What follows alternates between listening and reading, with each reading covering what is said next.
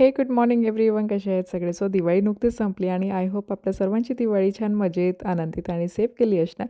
So यावर्षी ना पहिल्यांदाच आमची दिवाळी जराशी टेन्शनमध्ये गेली. आता हे टेन्शन आमच्याकडे नाही तर भारतात घडलेलं आणि माझ्या सासरी घडलेलं. त्यामुळे मागच्या 8 दिवसापासून ना आम्ही दोघेही सकाळ सायंकाळ नागपूरवरून फोन कॉल आले की त्याला अटेंड करायचं आणि मग दिवसभर त्या गोष्टीवर विचार करत बसायचं. आणि कसं आहे ना, प्रॉब्लेम्स कुठेच असू दे पण आपल्या बायकांचं मन 24/7 त्या गोष्टीच्या अवतीभोवतीच फिरत असतं. आणि या टेन्शनच्या माहोलमध्ये ना मला व्लॉग बनवताच आले नाही. पण मग आज ना तिकडनं मी जरा ब्रेक घेतला आणि म्हटलं की आमच्या बागेतील यावर्षीची शेवटची हार्वेस्टिंग आपल्या सर्वांसोबत शेअर करूया. चला, आज वेदर क्लाउडी आहे त्यामुळे वातावरण जरा थंड झालंय आणि इथे ना ऑक्टोबर महिन्यामध्ये थंडी सुरू होते आणि या थंडीमध्ये ही सगळी झाडं, नवीन फुलं, पानं, फळं, भाज्या नव्याने यायला थांबतात.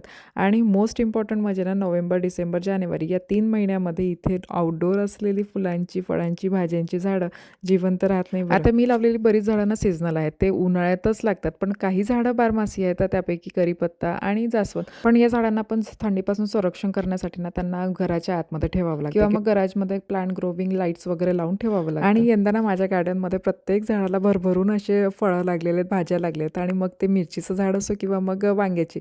आणि महत्त्वाचं म्हणजे ना यावेळेस मी स्वीट पोटॅटो सुद्धा लावलेले, तर ते 2-4 दिवसात मी त्याची हार्वेस्टिंग करेल आहे. हे टोमॅटोचं झाड आहे आणि हे झाड मी गार्डन बेडमध्ये उन्हाळ्यातच लावलं होतं आणि त्याला आत्ता टोमॅटोज येतात. आता हे पानं कसली आहेत आपल्या सर्वांच्या लक्षात तर आलंच असणार.